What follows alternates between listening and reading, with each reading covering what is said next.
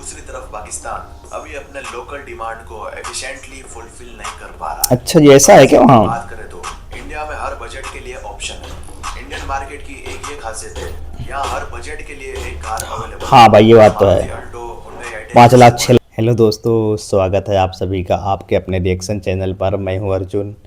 आज का हमारा वीडियो होने वाला है इंडियन कार मार्केट और पाकिस्तानी कार मार्केट, इन दोनों कंट्री की कारों को कंपैरिजन करेंगे और जानेंगे कि किस कंट्री की कारें बेस्ट हैं। ठीक है ना दोस्तों, आप लोग वीडियो के लास्ट तक बने रहिए और देखते हैं और पूरा कंपैरिजन करते हैं और अपना रिएक्शन देता हूं। तो देखते हैं कि कौन सी कंट्री की भाई कारें वेस्ट हैं। आज तक भाई इंडियन तो सभी पता है, जो इंडिया से देख रहा है उसको तो पता है इंडियन कारें, बट पाकिस्तानी कारें ये तो नहीं पता भाई। तो इस वीडियो में हम जानेंगे, ठीक है ना। और इस वीडियो का ओरिजिनल लिंक मैंने डिस्क्रिप्शन में डाल दिया है, आप लोग वहाँ से जाके विजिट कर सकते हैं। चलिए फिर शुरू करते हैं और देखते हैं इस वीडियो में क्या है। एक तरफ है इंडिया, जहाँ मारुति सुजुकी और टाटा मोटर्स जैसे नाम हर गली और चौक में दिखते हैं, और दूसरी तरफ है पाकिस्तान, जहाँ लोग अभी भी इंपोर्टेड जापानीज कार्स को अपने ओह, जापानी कार। दोनों पड़ोसी देश हैं, एक ही इतिहास से जुड़े हुए हैं, लेकिन कार इंडस्ट्रीज का हाल बिल्कुल अलग क्यों है? हमारे आसपास की दुनिया में कार सिर्फ एक गाड़ी नहीं, बल्कि एक लाइफस्टाइल है, एक स्टेटस और सिंबल है। अच्छा लेकिन ये जी। कहानी सिर्फ कार ब्रांड्स की नहीं है, ये कहानी है सही स्ट्रेटेजीज, सरकार का सपोर्ट और लोगों की जरूरत और पसंद की। इंडिया और पाकिस्तान का ऑटोमोबाइल मार्केट एक स्टार्टिंग लाइन से शुरू हुआ था, लेकिन अब हाँ। आज उनके रास्ते बिल्कुल अलग हो गए हैं। ओह। जहाँ इंडिया दुनिया के टॉप 6 कार मैन्युफैक्चरिंग कंट्रीज में आता टॉप है, 6। वहीं पाकिस्तान अपने लोकल मार्केट को सस्टेन करने में ही स्ट्रगल कर रहा है। अच्छा आखिर जी। ऐसा क्यों? क्या पॉलिसीज की वजह से, क्या कंज्यूमर बिहेवियर अलग है, या फिर ग्लोबल कंपटीशन का प्रेशर दोनों कंट्रीज पर अलग तरीके से पड़ता है? मैं आपको एक छोटी सी मिसाल देता हूँ। मारुति अल्टो जो इंडिया में एक मिडिल क्लास फैमिली का सपना होता है, पाकिस्तान के कंज्यूमर्स के लिए एक लग्जरी बन जाती है। ओह, ऐसा है क्या? पाकिस्तान में एक सबसे पॉपुलर कार है, उसका इंडिया में एक अलग ही रोल है। ऐसी ही छोटी छोटी बातें दोनों मार्केट्स के बीच का गैप दिखाती है। फिर सोचिए, अगर हम एक तरफ हाइब्रिड और इलेक्ट्रिक व्हीकल्स की बात कर रहे हैं, जो इंडिया में BYD और महिंद्रा जैसे ब्रांड्स लेके आ रहे हैं, वहीं पाकिस्तान में EV इंफ्रास्ट्रक्चर काफी पीछे है। अच्छा। जब दुनिया फ्यूचर की तरफ बढ़ रही है, तो क्यों एक देश उसका हिस्सा बन रहा है और दूसरा पीछे छूट रहा है? तो आज की इस वीडियो में हम बात करेंगे उन वजहों की जो दोनों कंट्रीज के कार मार्केट्स को अलग बनाती है। इंडिया की ऑटोमोबाइल जर्नी 1940 में शुरू हुई। अच्छा, हाँ, जब हिंदुस्तान मोटर्स ने 1940। एम्बेसडर कार को लॉन्च की। ये कार एक जमाने में इंडियन मिडिल क्लास फैमिलीज और पॉलिटिशियंस का स्टेटस सिंबल थी। ओहो, हाँ भाई, ये तो है। आप तो दिखती बहुत कम दिखती है, कहीं कहीं खड़ी दिख 1982 जाती में है। मारुति सुजुकी की एंट्री ने पूरा गेम ही बदल दिया। मारुति 800 ने एक रिवॉल्यूशन ला दिया। मारुति अफोर्डेबल और 800। फ्यूल एफिशिएंट कार जो मिडिल क्लास के लिए एक सपना पूरा करता है। फिर 1991 में इकोनॉमिक लिबरलाइजेशन के बाद फॉरेन ब्रांड्स का इंडिया में आना शुरू हुआ, जैसे हुंडई, होंडा और टोयोटा। ये इरा एक टर्निंग पॉइंट था, क्योंकि लोकल और ग्लोबल ब्रांड्स का एक कॉम्पिटिटिव इकोसिस्टम क्रिएट हुआ। पाकिस्तान में ऑटोमोबाइल जर्नी 1947 के बाद शुरू अच्छा, हुई, 147 के बाद। लेकिन काफी साल तक इंपोर्टेड व्हीकल्स पे ज्यादा हाँ जी, डिपेंडेंस रिपोर्ट। रहा। फिर 1990 तक सुजुकी, टोयोटा और होंडा ने लोकल अच्छा, असेंबली प्लांट्स लगाए, सुजुकी, लेकिन फुल होंडा। प्रोडक्शन कभी नहीं हो पाया। पाकिस्तान का फोकस हमेशा लोकल अच्छा, असेंबली में बस। इंपोर्टेड कार्स और कंप्लीटली नॉक डाउन किट्स पर ज्यादा रहा। इसी वजह से इंडस्ट्री काफी फ्रेगमेंटेड और लिमिटेड ग्रोथ वाली रही। इंडिया ने 1980 से ही पॉलिसीज और इंफ्रास्ट्रक्चर डेवलप कर लिया, जबकि पाकिस्तान में ऑटोमोबाइल सेक्टर को एज ए प्रायोरिटी कभी नहीं देखा गया। इंडिया एशिया का ऑटोमोटिव हब है। हाँ। इंडिया का ऑटोमोबाइल मार्केट दुनिया के सबसे बड़े मार्केट्स में से एक है भाई। 2023 में इंडिया में 4.4 मिलियन व्हीकल्स। अच्छा, 4.4 मिलियन। और जापान के बाद छठा सबसे बड़ा प्रोडक्शन भाई कमाल कर दे फिर तो इंडिया ने। चेन्नई, पुणे, गुजरात और हरियाणा जैसे स्टेट्स। इंडिया अपने मेक इन इंडिया इनिशिएटिव के थ्रू सिर्फ लोकल डिमांड फुलफिल नहीं कर रहा है, कार्स को एक्सपोर्ट भी करता है साउथ ईस्ट एशिया, यूरोप और अफ्रीका जैसे मार्केट्स में।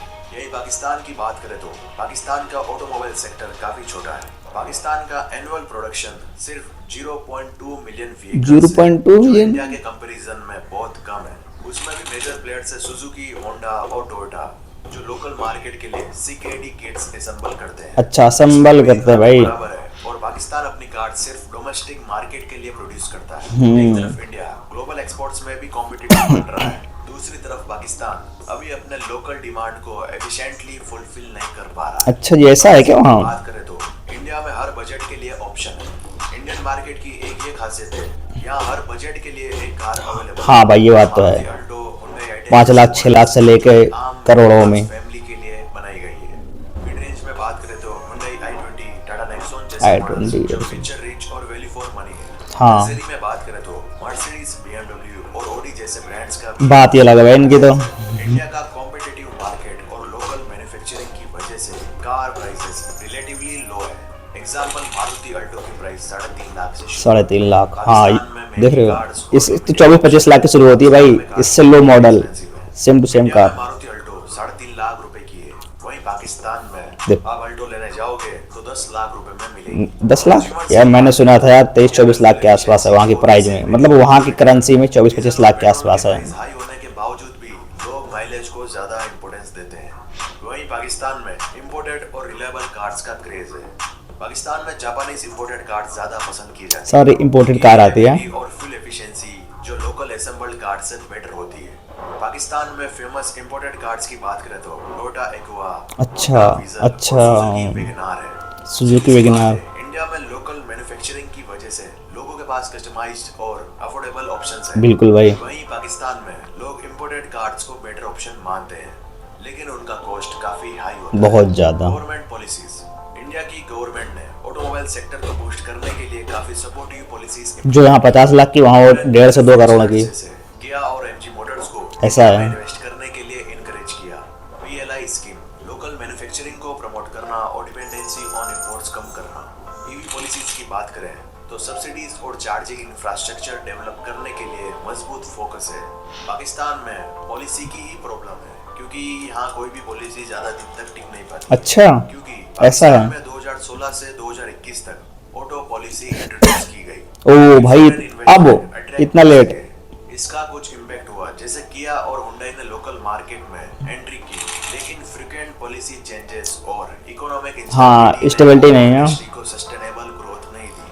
अब दोनों कंट्रीज के मार्केट क्या चैलेंजेस फेस कर रहे हैं उनके बारे में बात करते हैं। ओ, कारों की वजह से पोल्यूशन भी काफी क्रिएट होता है। बहुत ज्यादा। एमिशंस अभी एक मेजर प्रॉब्लम है जो अर्बन एरियाज में एयर क्वालिटी खराब करती है। हाँ इंडिया भाई, की बड़ी सिटीज में ट्रैफिक भी एक बहुत बड़ा चैलेंज है। प्रॉब्लम है, बहुत चैलेंज है, बहुत बड़ा प्रॉब्लम हो चुका है भाई। करप्शन के बावजूद भी पोल्यूशन। मेजॉरिटी व्हीकल्स अभी भी फॉसिल फ्यूल्स पर डिपेंड करते हैं। पाकिस्तान के चैलेंजेस की बात करें तो इकोनॉमिक इंस्टेबिलिटी, करेंसी डेप्रिसिएशन और हाई इन्फ्लेशन ने कार प्राइसेस और इंपोर्ट्स को डायरेक्टली बहुत ज्यादा किया है। High import duties, imported cars पर हेवी टैक्सेस हाँ भाई, मैंने सुना है भाई बहुत ज्यादा टैक्स लगता है पाकिस्तान में इन सब चीजों पे। और लेक ऑफ इंफ्रास्ट्रक्चर। अब कंक्लूजन के बारे में बात करते हैं। अच्छा। कहानी के दो पहलू, एक तरफ इंडिया जो एशिया के ऑटोमोबाइल पावर हाउस बनाने की तरफ बढ़ रहा है, और दूसरी तरफ है पाकिस्तान जो अभी अपनी कार इंडस्ट्री का एक बेसिक चैलेंजेस को समझने और सॉल्व करने की कोशिश कर रहा है। अच्छा, ऐसा है। कंट्रीज का एक कॉमन स्टार्टिंग पॉइंट था, उनके डिसीजन मेकिंग का रिजल्ट है।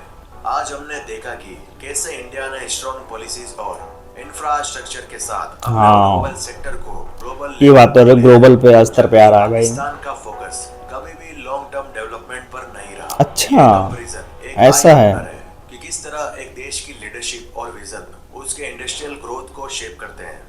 इंडिया का ऑटोमोबाइल सेक्टर लोकल मैन्युफैक्चरिंग का एक बेस्ट एग्जांपल है। हाँ। मेक इन इंडिया जैसे इनिशिएटिव्स ने इंडियन ब्रांड्स को एम्पावर किया और फॉरेन ब्रांड्स को इन्वेस्ट करने के लिए इनकरेज किया।